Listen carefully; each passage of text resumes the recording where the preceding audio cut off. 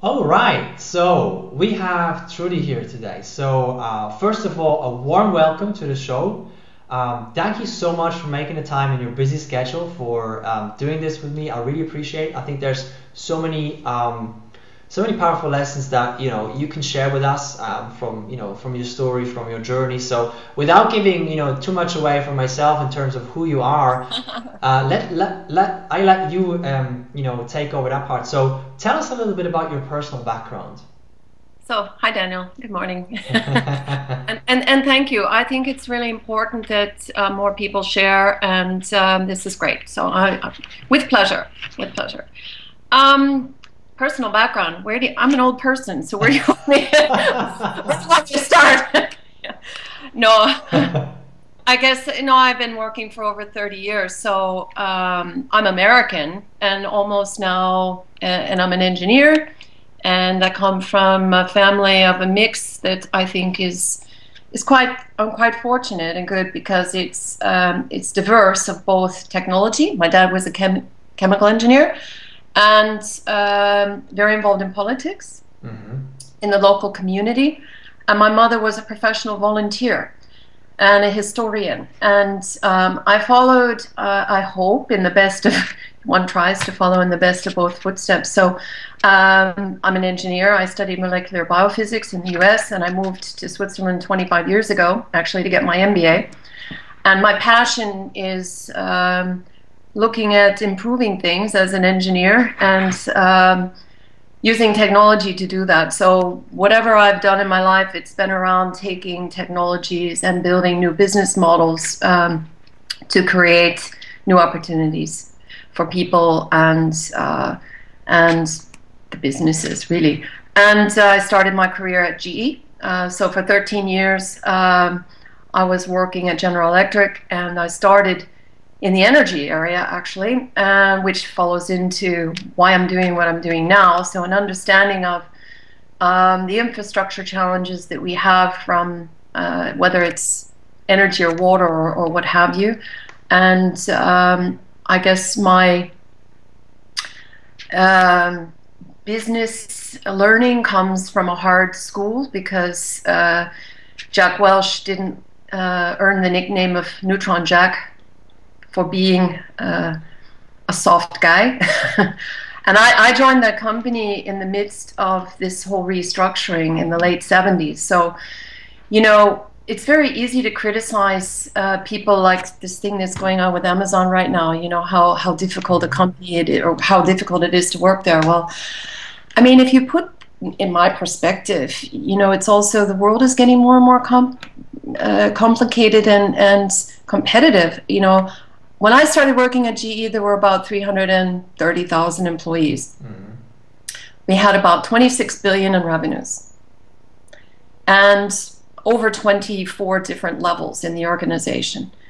Today, they're well over 350,000, sorry, under 300,000 employees, well over 120 billion in revenues, and 13 levels in the organization. Now, if you think about the disruption to all of those people, but I tell you, the guys that I started out with right out of school, who, we went into training programs and were working in factories and all this stuff, a lot of them have stock plans that are worth several million. Hmm. The company was successful. It was hard. It's not easy out there. So a little bit about me is I'm a workaholic as well, and I think you have to be is to be an entrepreneur. And I don't ask anything of people that I don't ask of myself, but it's a very hard and a very high bar. Hmm. So it's not for everybody. Hmm. Yeah, you make a great point there. It's very true. It's not for everybody. I think very often when entrepreneurs start out, they think it's just the most fun thing to do, to start a business. But the thing is, a lot of the stuff is not that much fun. There's a lot of stuff that is a lot of fun, but very often you also run into you run into a lot of challenges. There's a lot of challenges, and I want to talk about that specifically as well Okay, today. but I want to stop you for that. Yeah. There's a lot of stuff that's not that fun. No. I mean, if it becomes that, then you know you have a problem. I mean, it's hard work, and I guess I look at it this way more. The statistics are bad, right? Mm-hmm. The percentage of companies that actually are successful and make it to break even from all the startups. But the you know, I don't actually know, and I worked as a venture capitalist for 13 years, which omitted from from my background. But I left doing that 6 years ago to set up Telefox and the Water Network. But I've never known a company that's actually gone bankrupt because they run out of cash. Now that may sound strange, but of course you go bankrupt when you run out of cash. But I know a lot of companies that have run out of cash, and because the founder didn't give up, and I mean, like maxing out on credit cards or mortgaging their house or whatever the hell, you know, to make it to the next level, or getting, you know, people to believe in what they were doing, that are today companies that are listed on stock exchanges that have hundreds of millions of revenues. Yeah. You know, so to me, it's also, and that's part of my background and who I am, is just this passionate belief of, you know, if you have a plan B already, don't start, because, you know, you just have to be, I think, really believe in the vision of what you're trying to do, and never give up. Because if I give up, regardless of what stage the company is in, it'll die. Yeah, you know, it's kind of like that would be a whole other book to talk about, you know, the whole topic of grit and resilience and everything. But I think that's another conversation. we definitely need to have, and maybe we do a stage 2 of this. But like what I would love also to talk about today, especially, is like, tell us a little bit about Telefox and about the water network. Tell us a little bit about those businesses, and a little bit about also why you started it. Sure. I mean, I have a simplistic view of the universe and where we are today. You know, we went through an industrial revolution, and we had the electronics revolution. Now we're in a social revolution, and one can argue when that started. Maybe, you know, the Reagan days at the fall of the wall and all that. But and when I look at, from my background of both technology, from investing, and from a social responsibility perspective, I see that you mentioned the word ecosystem. I think that's, you know, we have created these extremely complex, interlinked business ecosystems, and they're all troubled, some of them horribly in crisis, and they're fundamental to a quality of life for all of us, for humanity. And I don't see that any one or two or even maybe three of the primary stakeholders or actors in these ecosystems have pick something, the will, the ability, the corporate governance, the resources, the expertise to fix it. So in a social revolution, you know, but I talk to a lot of engineers and professionals in different sectors. I've never ever talked to a professional who didn't say and want to figure out how they could help individually. And this is where we're stuck, you know. Okay, you have all these millions of people out there who have the expertise, they want to help, but they don't have a way to do it. So to me, this is, if you will, gross incompetence of the human race that we don't address this, because when you say, you know, how can we bring the collective intelligence together of the professionals to help to solve these problems, we can do that. We absolutely can do it, and we have the technology. And if you say, okay, what's the state of open source technology, because no, this is not simple, do the utilities or the tools or the core technology exist in the open source world? And the answer is yes. And then I say, okay, you know, why isn't this happening? You know, we have Facebook and LinkedIn. I mean, to me, these are great things. They're very important because they've moved all of us together to teach us how to do basic online collaboration. Okay, but they're trivial. They're not actually moving this forward. And the original promise of the internet was to bring our collective intelligence together to build a better world. Okay, I'm fortunate enough in my life that I have this different diversity of background, investing, technology, and social responsibility, and that I don't have to work to have my breakfast and dinner. So I was in a position where I was able to quit my day job as a venture capitalist, thanks a lot to my husband, who is also an entrepreneur, and take this on. And what am I talking about? Our vision is to create a knowledge network platform for the world's most critical sectors. Okay, then took a while to say, okay, could I find investors who believe in that? Is there a market for it? What does it look like? What's the business model? And that's pretty much what I spent the first year doing. And the answers to all those things were very positive. But the biggest two biggest challenges, I would say, one is this is a big undertaking. I mean, this is not a simple widget or a simple app. You know, it's not a Slack. It's not even a box. You know, and these are great technology, but it's pretty simple and not integrated or unified with anything. So it's going to take a while, and it's going to take a large development team. And if you do that in Switzerland or the UK or Silicon Valley, you know, everybody can do the math. What's the total loaded costs of a team of 30 people for 6 years? Yeah. Okay.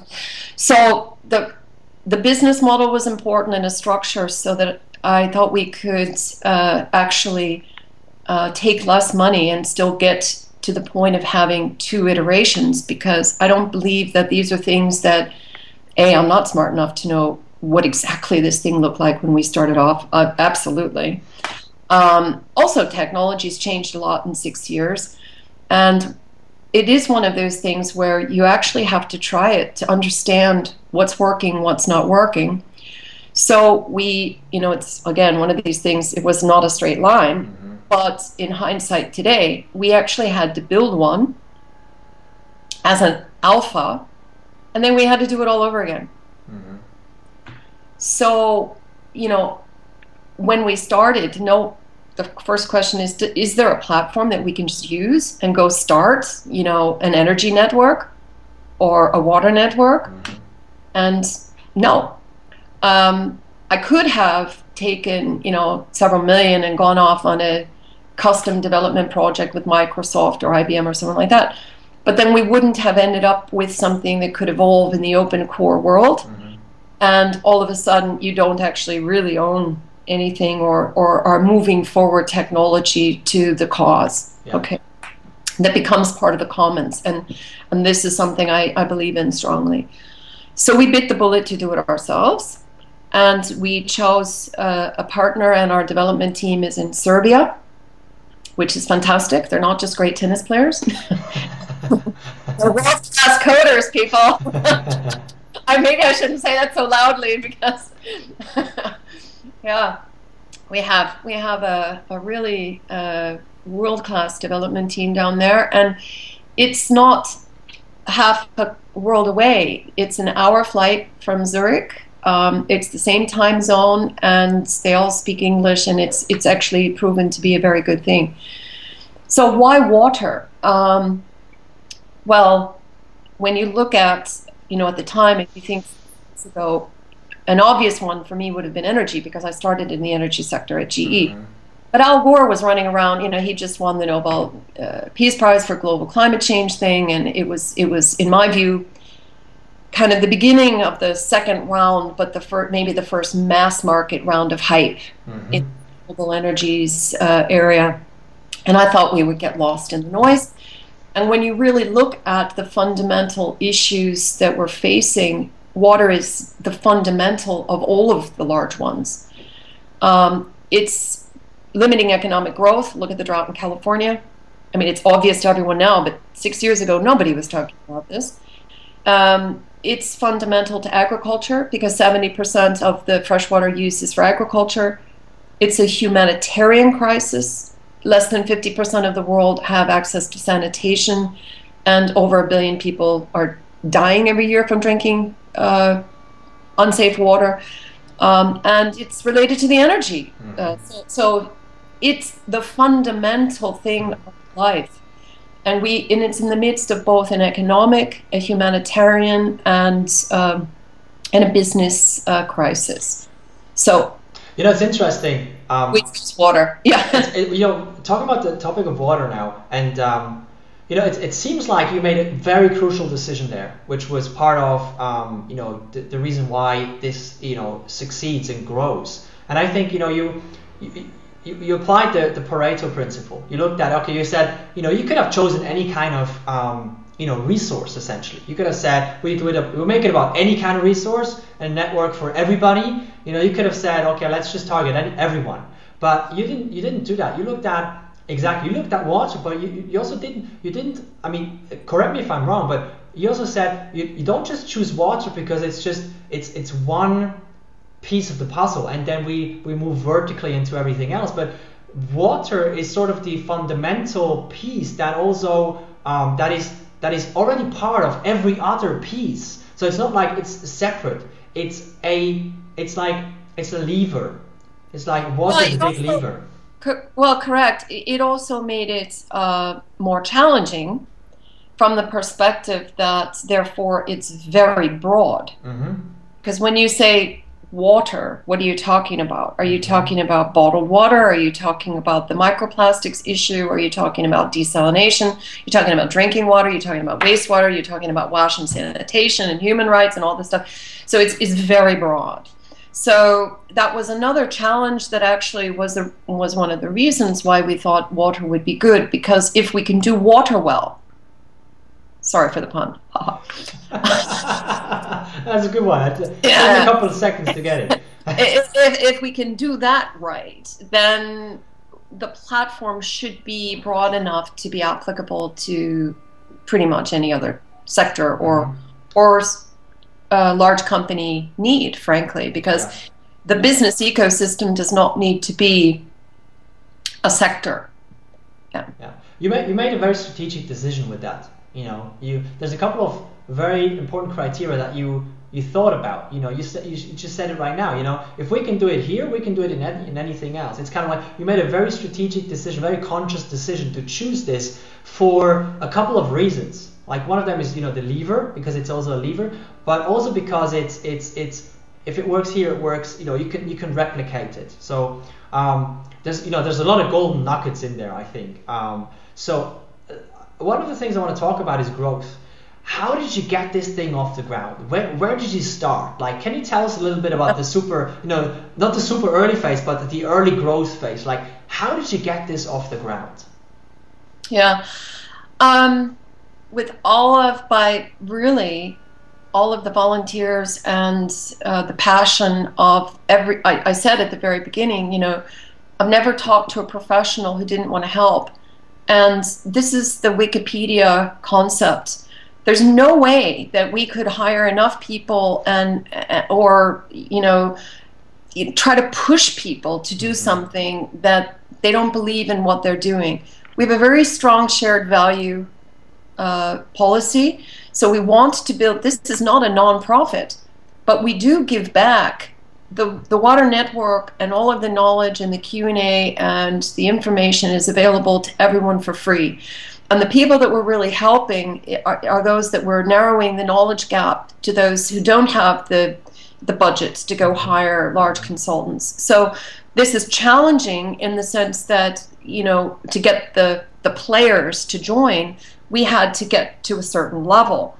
And yet those are the guys who have your knowledge. So this is part of starting. And we started with bringing on board a group of really fine, absolutely thought leaders in water who agreed to set up the very first thematic work groups on the water network, who agreed to join us as advisors. These are all volunteers. And then we selected, in working with some very smart people from EAVAG and the ETH here, which is the water research part of the Federal Institute of Technology in Zurich, two fantastic PhD students who helped us for a while, who came on board to identify potential volunteers. And then we put the word out. We said, here we are, here's what we're trying to do. Please help us as a volunteer. And you know what? We have 200, over 200 now. I mean, these are top-notch professionals. 75% of them have a master's or a PhD, and they're working in the field. A lot of retired people from around the world. We have 100 members now from 190 different countries. And this passion, and you know, to me, that's it. It's a matter of turning on the belief of the professionals in that area to work together. And this is what's hard, because if you say what's the common shared value for everybody, it's very vague. So to build it out, start in bits, in thematic groups on specific areas, and that's where we started. And these are the guys who helped us put the first few bricks in the thing, because when we turned it on, it was empty. You know, it's just, wow, once again, so many golden nuggets. One of them is, I feel, if you have a clear purpose, you know, people want to support you. If you have a clear purpose, if you're clear about the purpose of the company, of the vision, of where this is going in the future, of why this is important, of why this is changing the world, and all of this, you know, it's much easier if you have so much clarity about this to get the support that you need. And support can be anything. It can be volunteers, but it could also be, you know, employees who don't work for the corporate salary, but who are okay to work for a startup salary. Or there's, you know, so many things. Or, you know, partners or customers. It's so much easier to talk to customers who don't say, you know, we don't work with new people, with new companies, but they say, we really love what you're doing. You know, I think that there's just one big golden nugget in there. Absolutely, no, that's it. But you ask also, you know, so what would I have done differently? Looking now, I'm not sure. We tried to do things differently, and what am I talking about? You know, to get to a critical mass where we have the credibility, the volume of information, the thought leaders across this breadth of what we define as 18 different major functional areas within water. We had, you know, until you get to the tens of thousands of people, everything that you do, we had to do, or our volunteers had to do, until the critical mass is there in a quote unquote community of strangers. Because that's what it is. Then the second thing that's important is to provide a space for the non-strangers, meaning the guys who have in the water sector an organization, a project, an initiative, an intervention, so that we can provide the same functionality of the platform to them so that they can do their day job better. Because if you wait to get the critical mass of the large network, you know, you never get there. It's one of these chicken and egg things. Exactly. And if and this I think is very important. Also, it's important to understand why these social networks for businesses haven't taken off. It's whole, if you build me a water cooler in the cloud and I don't know why I should go there, and it doesn't help me do my day job, it's a Yamaguchi. Why the heck, you know, should I go there? That's why less than 3% of the people ever log in, and So, you know, this is why the project management things, the team communication solutions like Slack and like Basecamp and so on have taken off, is because they've provided a little, you say a nugget, I like that, a little valuable nugget for these teams to be more efficient. Yes. So we've done that, but on a knowledge sharing and a larger platform solution basis. And inside, so you also have access to the whole. And it's kind of like a permeable membrane between the two, so you can keep your private stuff private. And so we have some large, you know, utilities have very confidential information.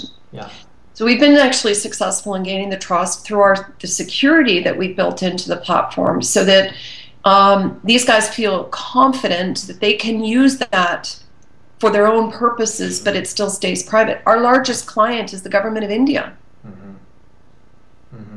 Wow. You know, so, you know, this is I think important, but it is really hard to get from 0 to the first level of critical mass. And that's where we focused, to say, who are the champions, the thought leaders, the important themes, and the places that people can actually go to help do their day job better, and doing that through partnerships. Mm-hmm.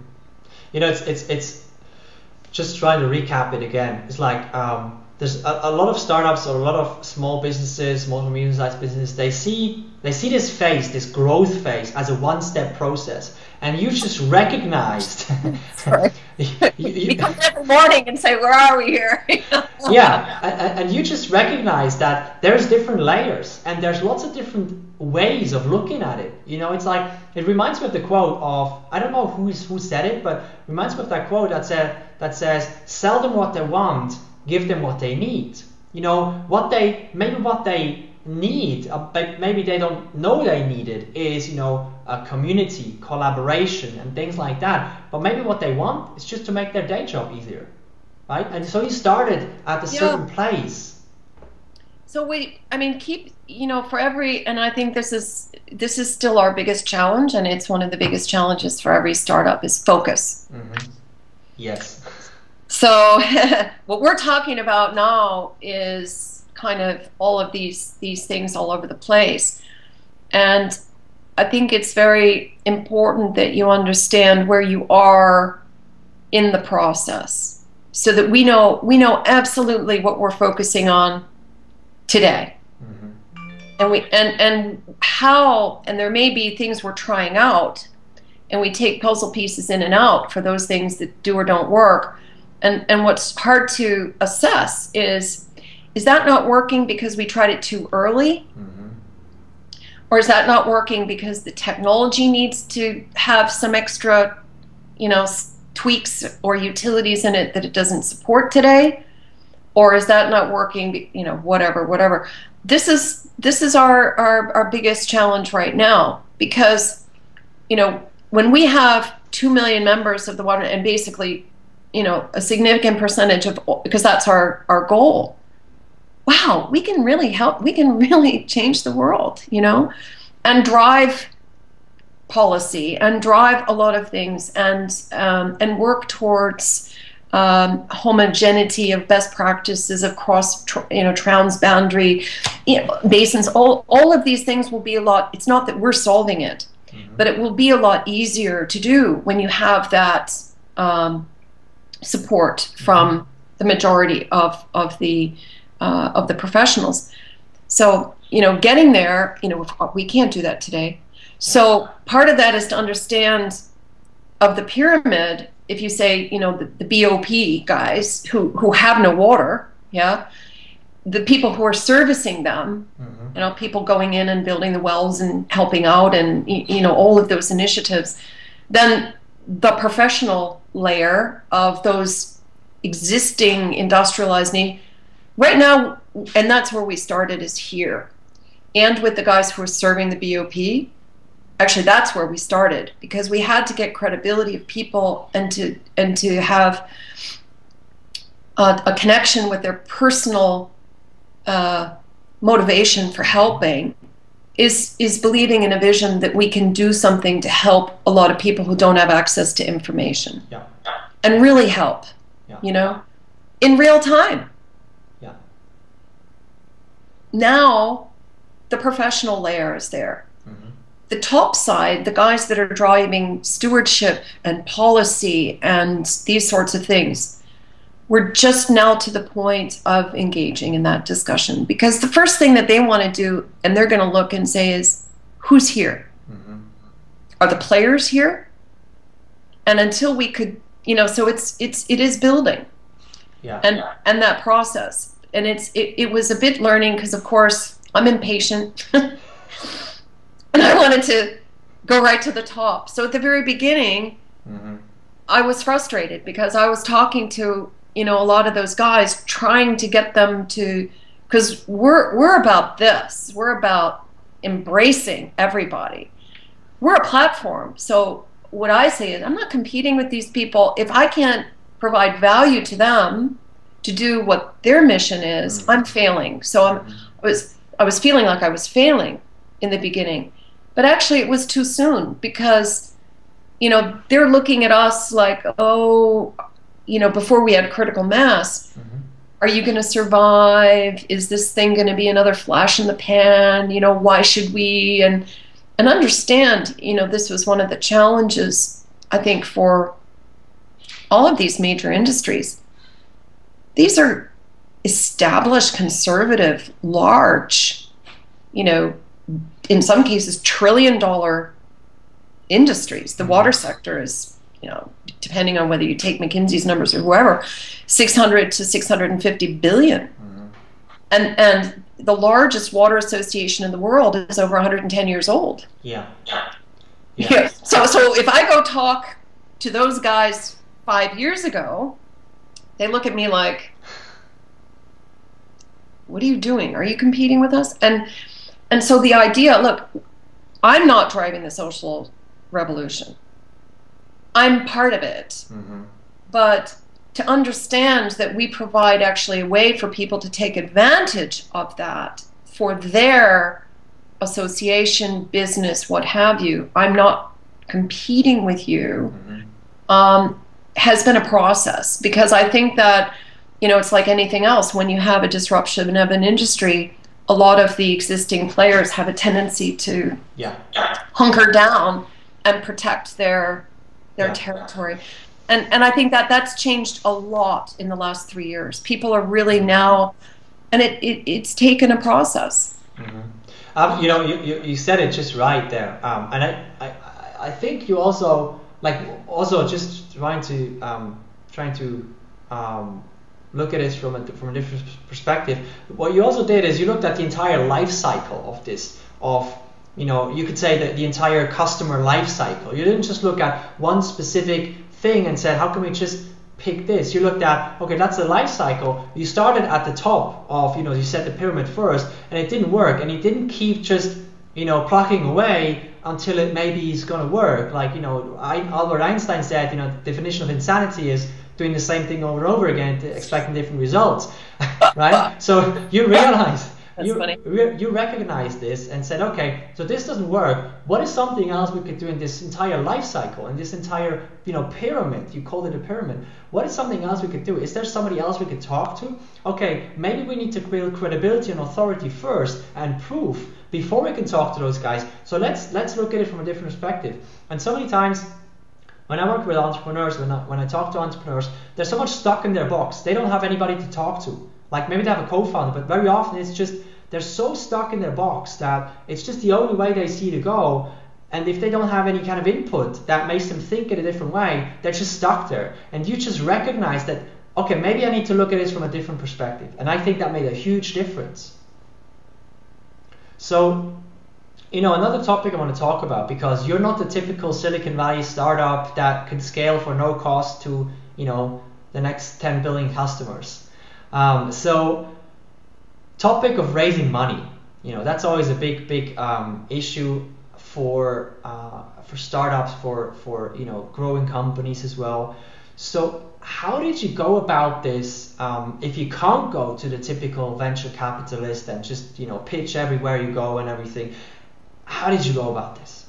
Yeah, well, first of all, just a comment. I taught for many years venture capital at the MBA program in Bern, and I did it because I think there's a great misunderstanding in general about venture capital and what sort of a business model fits and doesn't. And the fact is, most don't fit. The majority of all business, and it doesn't mean that they're not great potential business ideas. It just means that they don't fit with what a VC wants to see.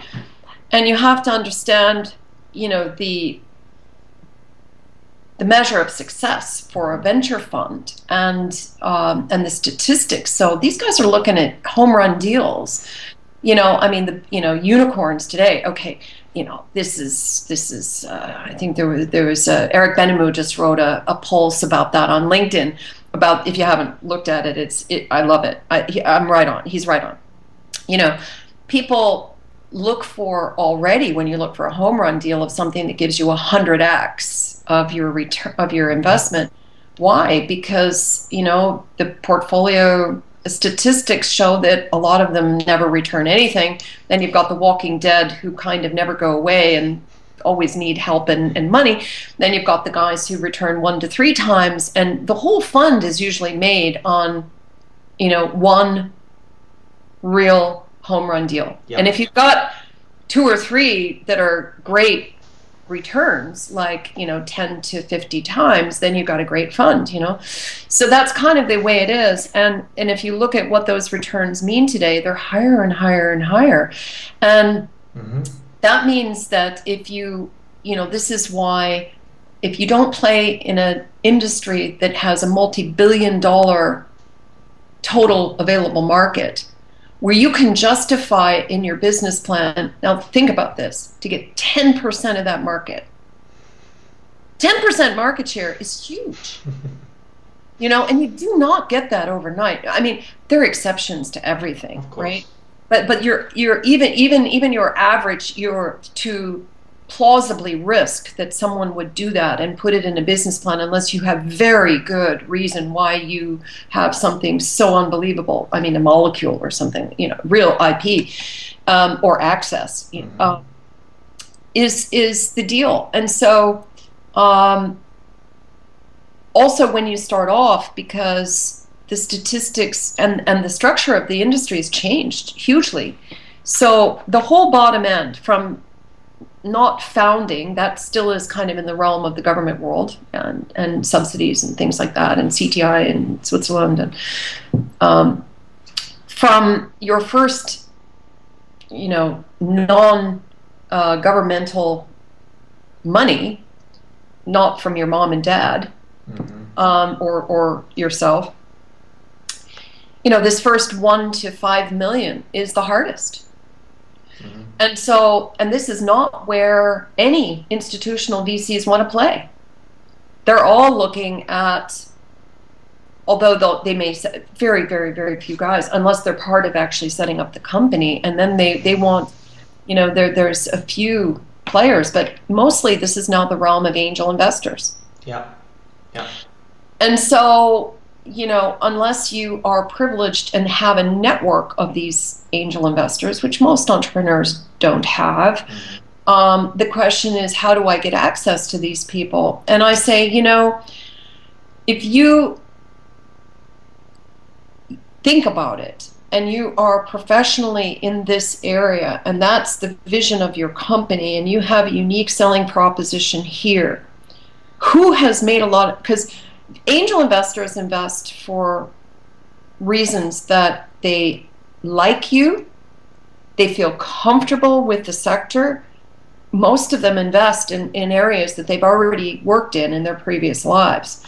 So it's a matter of research and then finding who do you know that knows them, or that knows them that knows them. This is the LinkedIn effect, I mean, this is the way networking works. And so I said, and if you can't, as the CEO of a company, and you really think that you've got something, and you've talked to one client who kind of says, yeah, I think that there's a great need for that, and that client doesn't have anybody who could get in touch with someone who has a couple $100,000 to believe in you, I think you're probably not resourceful enough to be a successful entrepreneur. Now that's maybe a tough thing to say, but because when the rubber meets the road, it is your resourcefulness to get things done. Yep. So fundraising is one of those really important things that you have to get done.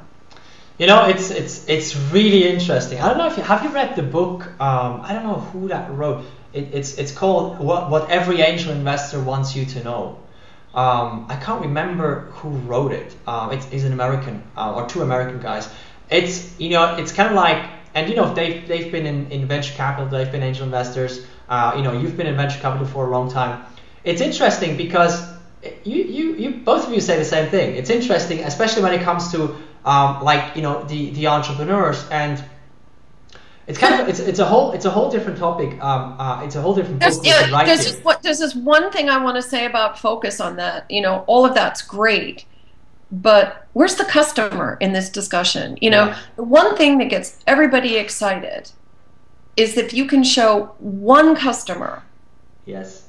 that validates beyond. I think what we have is great, but that guy's willing to pay money for it. Yeah. And then you just say, and there are 10,000 or 100,000 or 1,000,000 of those guys, and here's what we need to go get more of them. Yes. Yes. You know, that's it. It's not that complicated. You're spot on, exactly. You know, I talk to, I mean, I don't know to how many, you know, startups I talk every week, but it's an insane number. And most of those guys, they're, you know, they think they need to raise capital, but, you know, if they're honest, 80% or 90% of them that I talk to, they're not ready for capital. You know, just like what you just said, you know, when I talk to them and they, you know, come with the topic of raising money and things like that, in 80% of the cases, I say, let's talk about getting customers first.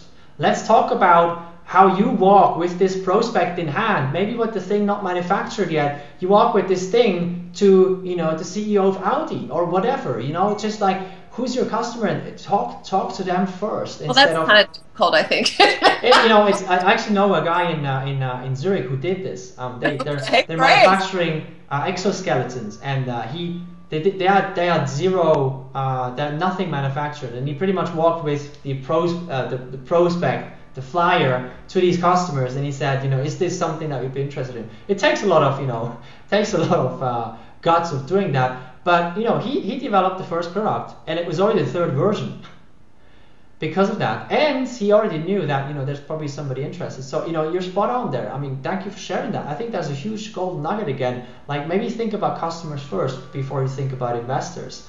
Like, how did you go about this? I mean, you know, you got a couple of angel investors and a couple of really interesting people involved there. Yeah, I mean, I'm very, very, very fortunate, and we have fantastic investors, and they're very supportive. Because also, you know, it's taken a while. It took longer than I said it was going to take, and that's not a good situation with investors. You know, if you tell them you're going to do something and then it takes longer and costs more, and guess what? That's always the case. Although sitting here, you always think you put enough buffer in it, and you actually think, no, no. Let me tell you, it just always takes longer and costs more. Okay, so after a certain period of time, if eventually you don't start doing what you say you're going to do, your investors get, you know, fatigue in the company. And so we are very fortunate. And look, I worked as a venture capitalist for 13 years. I've been in business for a long time, and so I'm lucky.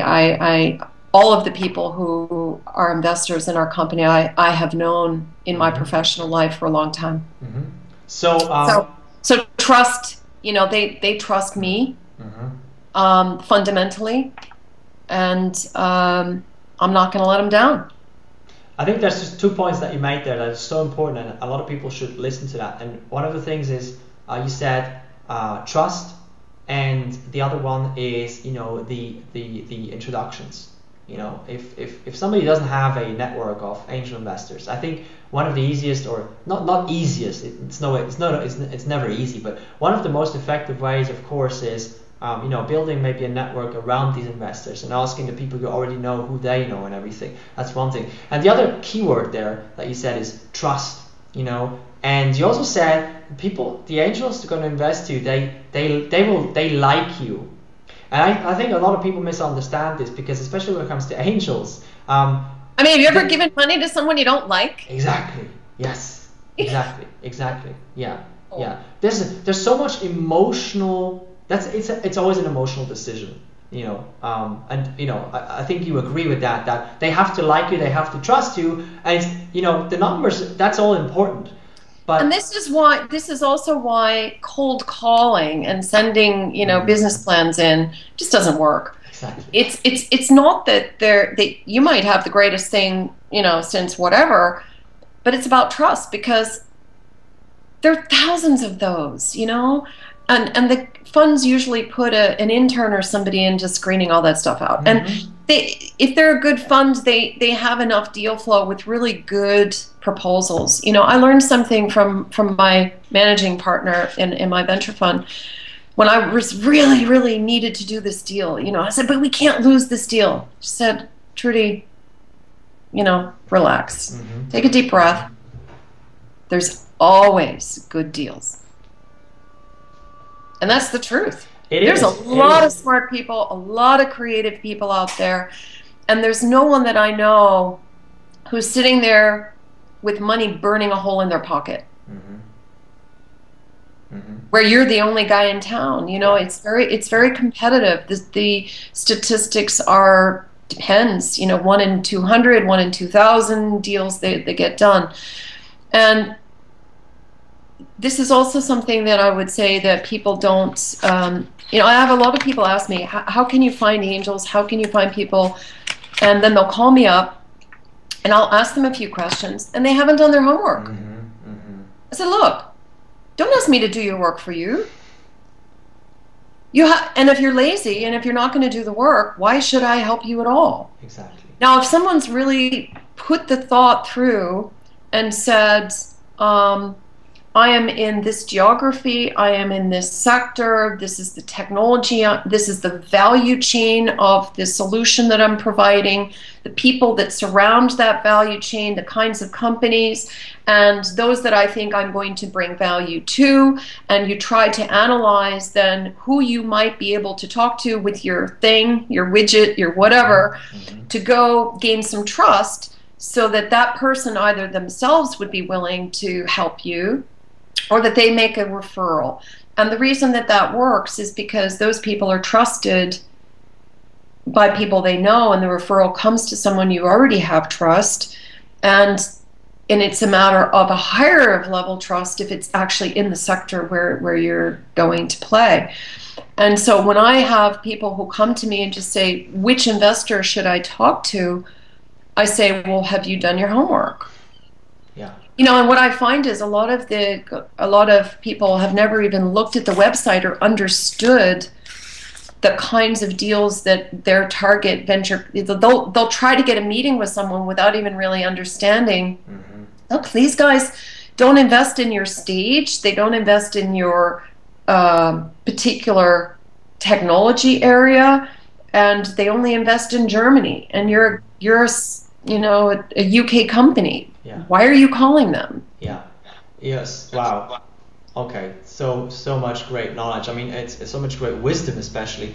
It's like, you know, a lot of. I think the homework really comes down to, you know, I always talk. You know what the ideal customer avatar is. I think every entrepreneur knows what that is. But most people never take the time to create an ideal investor avatar. That's always the first thing I do with my clients. You would create an ideal investor avatar, an ideal partner avatar. It's because if you haven't done that homework, of course these kinds of questions come up and you don't know where to start. So, you know, that's a great point. So I have another question, just like second last question before we finish the interview.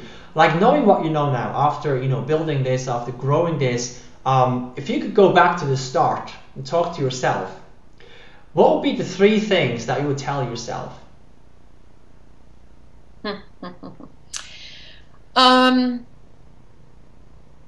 It's all about people. I would tell myself to sit and think and look at alternatives before jumping into partnerships so quickly. It's very, very emotionally hard and disruptive to a startup to change partners or high-level people in the beginning. And if you start off on your own, it's very difficult to bring somebody else then into my deal. Yeah. So I'm sitting here today, unfortunately, you know, it wasn't my choice, but because of things that I did or didn't do, I was not getting the people who were the right ones to stay with me. And nobody stays forever, but at least through this stage of the company. That's a good one. It's hard, you know, and I think the pressure of the moment that we have to get this kind of person and we've got to do that, you know, and I'm the first one who's driving those urgencies. And it's just myself that I made some wrong decisions about people. Okay. And in one case, in two cases actually, and that's the second thing, when you do, and we make errors with people, you know, and this is something that I hope now I've learned for the third time, so I will never do it again. And this is one of the biggest learnings of Jack Welch's books as well, is when you know that you have a misfit in an organization with a person, deal with it immediately, you know, and we never do. We always seem to let it go way too long. And this doesn't do anybody any great service. So I would say the second thing is, you know, if, you know, when you realize that there's a people misfit, even if you don't have someone to replace them, get rid of them. You know, it's interesting. It reminds me just to quickly say something. It reminds me of love relationships as well. You know, very often I think people make the same mistakes, because at the end of the day, it's all partnerships, isn't it? Even if it's a marriage, it's, you know, it's a love relationship, it's a business partnership, it's an investor relationship, it's an employee. It's all a relationship. But let me tell you something, ironically, I mean, there may be a lot of people disagree with me, but I think it's more difficult to get divorced from a business partner in a startup than it is to get divorced in a relationship in the real world. Now think about that. And everybody knows how hard that is. That is very true. This is painful, okay? You know, it's painful. Yeah. So you don't want to do it. And therefore, I would say think very hard and take some time to really figure out. And this is the other thing I see is a lot of startups start with like 2 or 3 friends or guys that were in school together, and they all just kind of say, yeah, well, I don't put a lot of serious thought about what happens when that breaks up. Yeah. You know, what's the deal? Who ends up in what job situation? And then to really say, is this really? Does everybody really have a role here? I mean, a valuable role. And then, you know, a lot of times they really don't, but they're friends and they don't want to say, hey, listen, deal with that right up front. Yeah. Third thing. Third thing. Yeah, okay, I have a third thing. It's a technical thing. But a big learning. When we started the water network, it was actually as incubated inside of Talifox. And a lot of companies have spin-outs. The implications of having a URL and your web assets linked to a URL, if you have that and it gets successful, which ours is, over 6 years, you know, we scraped and, you know, everything to get to be one of the top few 100,000 websites in the world on Google and the rankings and everything else. But it was under the Talifox URL. It was water.talifox.com. Okay. So this mixed up the SEO and everything for both Talifox, which is a software development company, and Aquaspi, which we spun out, that owns and operates the water network today. And when we did that, when we launched the new technology platform, we fixed the URLs, made them as they should have been from the very beginning, which is that the water network became thewaternetwork.com. A lot of people, when they hear this, they're going to say, oh my God, I'm incompetent because I didn't understand the risk. Hey, you know, in this case, yes, there's a lot of things that we did very well, but we lost our Google ranking overnight. Wow, okay. That's a big, big lesson. And I think a lot of people don't think about this. Very carefully about your URLs, what you're building as an asset online, if that's important, because you will not be able to change it and keep your assets. We're going to get it back, but this is going to be an expensive and a painful, hard lesson in terms of what we need to do and everything else. And so doing that after the fact. Yeah. Wow. There's a lot of amazing lessons that you shared. So thank you very much for this. The last question I have, where can people find you, connect with the Water Network? Where can people do this? For the Water Network, it's really easy. If you're a water professional, go to thewaternetwork.com and join. It's free and it's, takes less than a minute.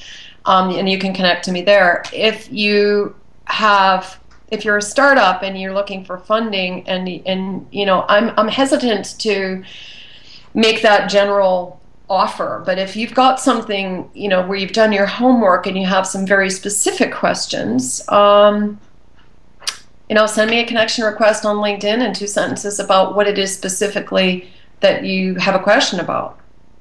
Yeah. All right, excellent. So I'm going to link to the website below this video, so people can connect and people can sign up there.